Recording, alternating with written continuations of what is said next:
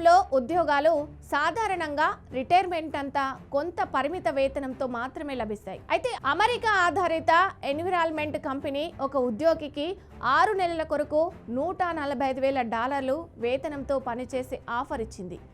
6 నెలల వ్యవధిలో తినే భోజనం మరియు ఇతర సౌకర్యాల ఖర్చులు కూడా కంపెనీ భరిస్తుందని పేర్కొన్నారు.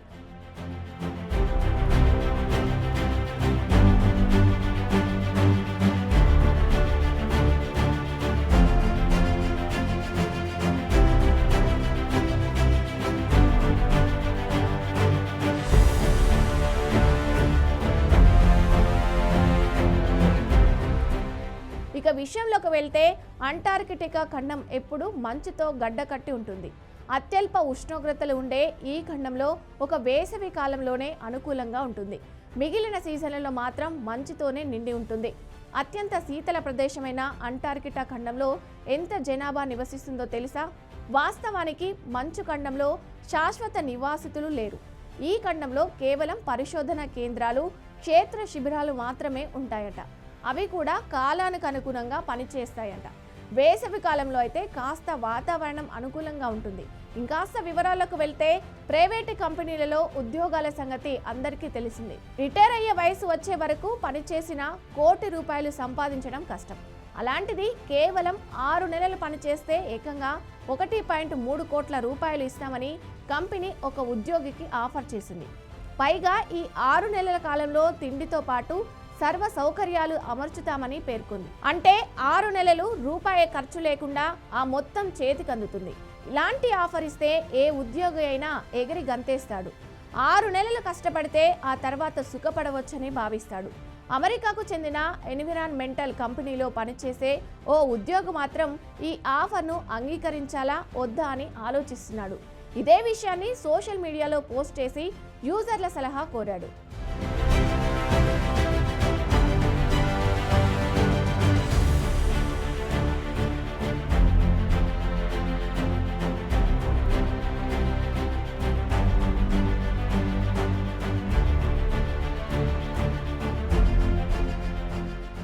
రెడ్డిట్ పోస్ట్ ప్రకారం అంటార్కిటికాలోని మేక్ముర్దో స్టేషన్లో 6 నెలల పరిశోధన కోసం కంపెనీ తనకు ఆఫర్ ఇచ్చిందని చెప్పాడు. ఈ 6 నెలలకు $145,000 చెల్లించేందుకు అంగీకరించిందని, మిగతా ఖర్చులు కూడా కంపెనీయే భరిస్తుందని వివరించాడు. అయితే గత 3 ఏళ్లుగా తాను తన గర్ల్ ఫ్రెండ్ కలిసి ఉంటున్నామని, ఇప్పుడు ఈ ఆఫర్ను అంగీకరిస్తే తన గర్ల్ ఫ్రెండ్ను వదిలి ఉండాల్సి వస్తుందని చెప్పాడు. తన గర్ల్ ఫ్రెండ్ కూడా ఈ ఆఫర్ ఒప్పుకోమనే చెప్తుంది, కానీ తానే ఎటు తేల్చుకోలేకపోతున్నానని వివరించాడు. సదరు ఉద్యోగి డైలమాపై నెటిజన్లు స్పందిస్తూ వెంటనే ఆ ఆఫర్ను ఒప్పుకొని అంటార్కిటికా వెళ్లిపోమని సలహా ఇస్తున్నారు. 6 నెలలు ఇట్టే గడిచిపోతాయని, ఇంత మంచి ఆఫరు మళ్ళీ రాకపోవచ్చని సూచిస్తున్నారు. ఇక 2021 లెక్కల ప్రకారం అంటార్కిటికా సాధారణంగా 5,000 మందికి ఆతిథ్యం ఇస్తుంది. వేసవి, శీతాకాలంలో మసకబారినప్పుడు చాలా స్టేషన్లు పూర్తిగా జనాభాలో ఉంటాయి. శాశ్వతంగా నివాసం కోసం కొంతమంది సిబ్బందిని మాత్రమే ఈ స్టేషన్లలో ఉంచుతారు. శీతాకాలం సీజన్ సమయంలో అంటార్కిటికా జనాభా సుమారు 1000 మందికి తగ్గిపోతుంది. ప్రస్తుతం శాస్త్రవేత్తలు, ఇతర సిబ్బంది అంటార్కిటికాలో 70 శిబిరాలలో ఒకదానిలో ఉంటారు. అంటార్కిటికాలో అతిపెద్ద స్థావరం రాస్ ద్వీపం. దక్షిణ కొనపై ఉన్న యునైటెడ్ స్టేట్స్ అంటార్కిటికా పరిశోధన కేంద్రంగా చెప్తారు. అంటార్కిటికా ఖండానికి సమీపంలో ఉన్న రాస సముద్రంలో 4 అగ్ని పర్వతాలచే ఏర్పడిన ద్వీపంగా పిలుస్తారు.